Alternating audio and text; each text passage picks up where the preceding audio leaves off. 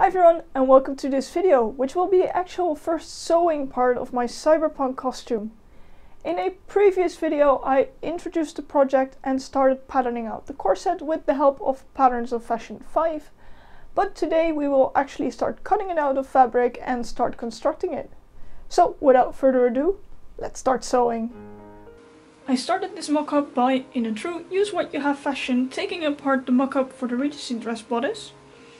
I doubled up all the layers, and let's see how many of the corset pieces we can actually get from here before starting to cut up the other fabric.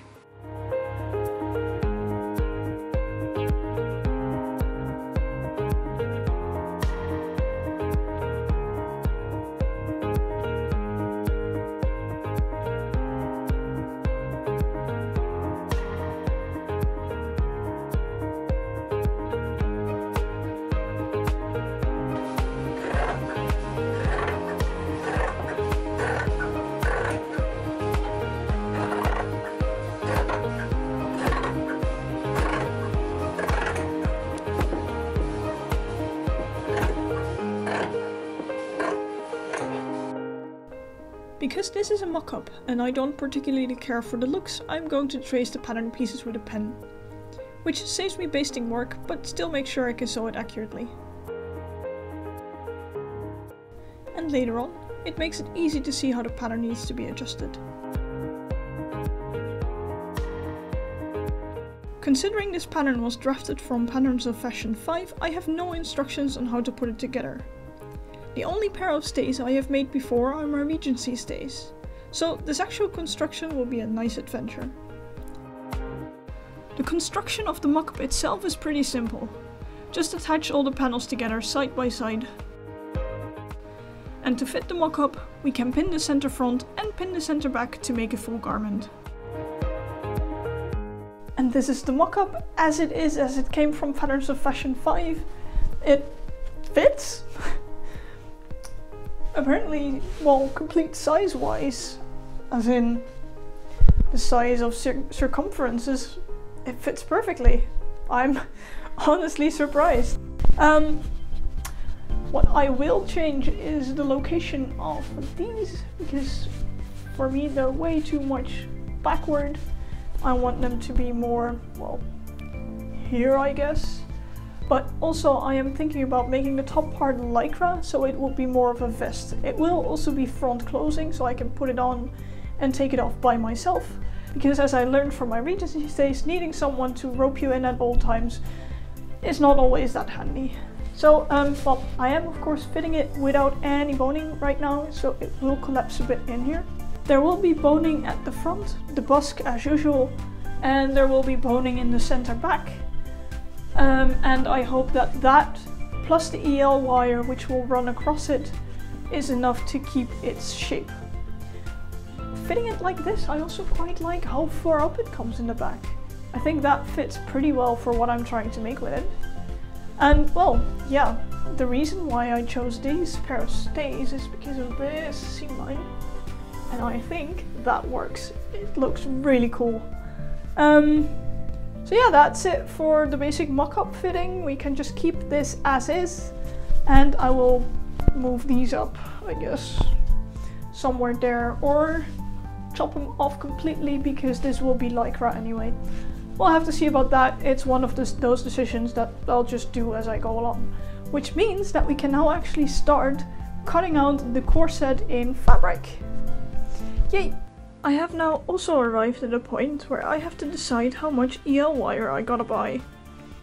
I bought a simple 1 meter strip just to see if the color was bright enough and whether I liked the color, but I can also use this to see how it looks like on the stays. So my idea is as follows: to basically replace the boning and or cording with EL wire, depending on how strong this is and whether this will hold the shape well enough. So what I did, with just some simple tailor's chalk, I drew out some of the lines where otherwise the boning would have been in this specific pair of stays.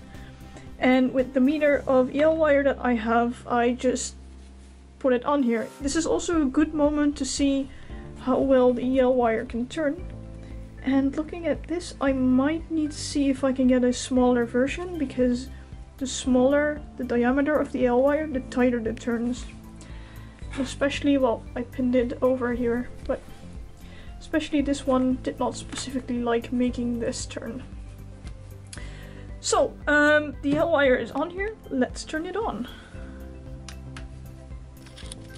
I think that looks pretty cool. Somehow the camera is picking it up rather blue. This is a purple EL wire, but who knows. Wait, let's see what this looks like when I turn off the ceiling light. There we go, I turned off the main light. Now there's just a desk light on. Let's see. Yes! Now it's picking up almost the right color, and I think this is looking amazing. This is also, however, showing me that I have to be careful on what I use for the binding, because I really want this not to be showing up, because then you can see all the turns, and that's not what I want. So, also something to keep in mind of. Now the stays will actually be black, so hopefully this is less of a problem, but I will have to keep that in mind. But all in all, this means that the thing I was thinking of might actually work. It's a bit of a proof of concept, and I'm happy with it. Good. Now, this means I can order fabric for the stays, and that I can determine how much EL wire I'm going to need and order that as well. And also, these battery packs have a party mode. An even bigger party mode.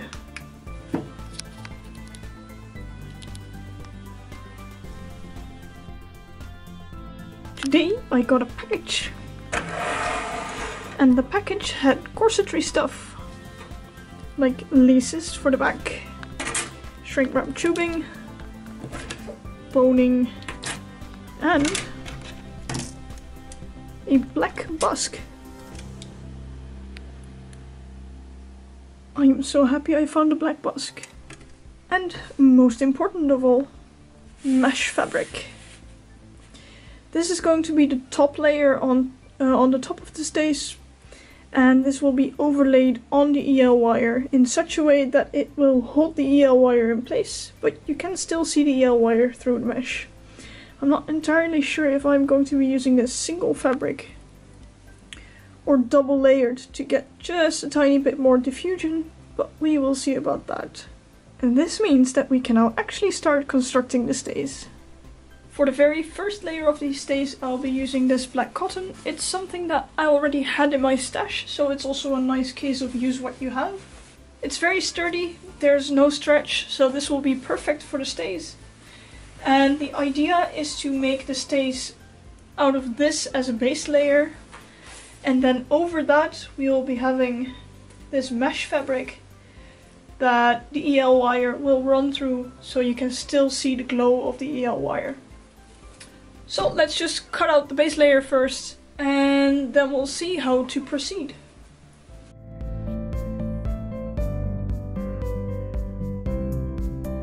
The nice thing about using the grid paper for drafting is that the grid lines are on a straight grain, so I can easily see if I cut it out correctly.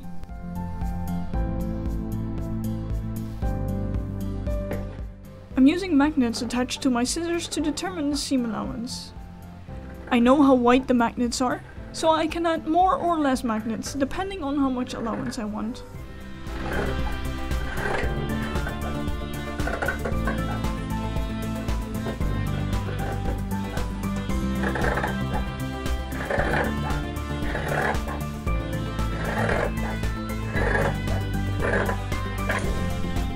After cutting the pieces out, we can thread trace them for accurate sewing.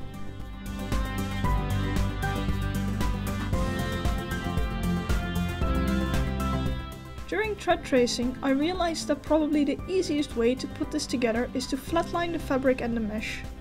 So the next step is to cut the mesh, which would probably have been slightly easier if I hadn't thread traced first, but oh well.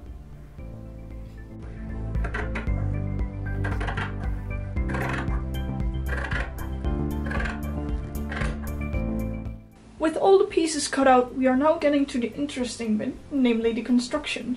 Considering that I don't have any instructions on how to actually construct this thing, it will just be a big case of trial and error. It will be front lacing. I'm not entirely sure what I want to do with the back yet. Either we'll just attach the pieces together and do nothing with it, or we have lacing in there that I will just never open, or we will have pretend lacing in it, just attach the pieces but make it so it looks as if there's lacing. But I have not decided on that yet, so we will keep that for a later moment. I guess that the best part to start with is to just attach all of the pieces together. So let's just start sewing.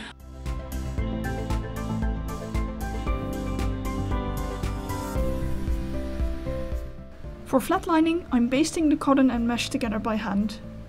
The pieces with the basting will be cut off with the seam allowance anyway.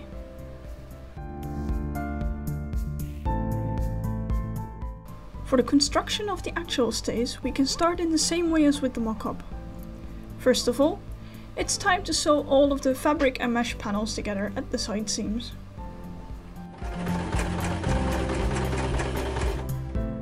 Already I know that this mesh is going to be interesting to work with. It snags on everything and it does actually fray a bit. Oh well, let's see how it goes.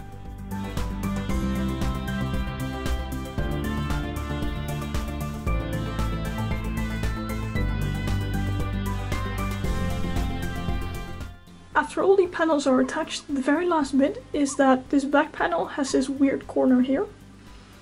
And we can attach that together by folding over this bit and then attaching the lines together.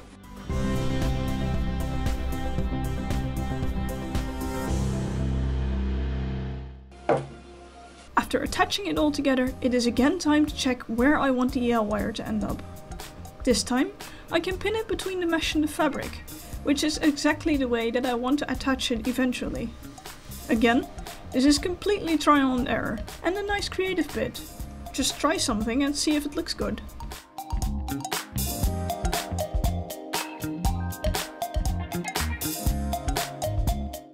And this is how test fits work of this thing. I just quickly pin it on the top and the bottom.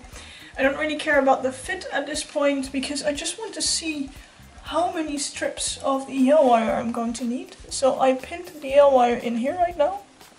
I've got the battery pack here and then I can just turn it on and check if I like the amount of stripes it gives me. And I think I like this amount of stripes, so then I note down how much this is so I know how much EL wire to order. And we do that for the entire thing. Well, this looks funny. There we go. And then we do that for the entire thing.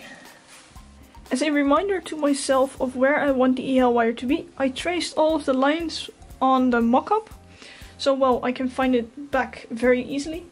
And then with a flexible measuring tape I measured all of the lines and then also the lines in between, well, the connections basically. So that all added up gives me 3.8 meters of EL wire per side. I have to order quite a lot of EL wire. But yeah, I quite like the idea of having EL wire in these locations. For the main panel we will have multiple slightly more curvier lines each time, and then I will have an EL wire running up to almost all of the seams, because that accentuates the seams of these stays, and that is the part why I choose this particular stay pattern, because I love all the seam lines. And that was it for this very first part of the Cyberpunk stays. I now have to wait for the EL wire to arrive, so that means that it also gives me some time to think of some other ways that I want to actually insert the EL wire and construct the rest of the stays. So I hope you enjoyed watching. If you liked it, please consider subscribing, and I hope to see you all next time.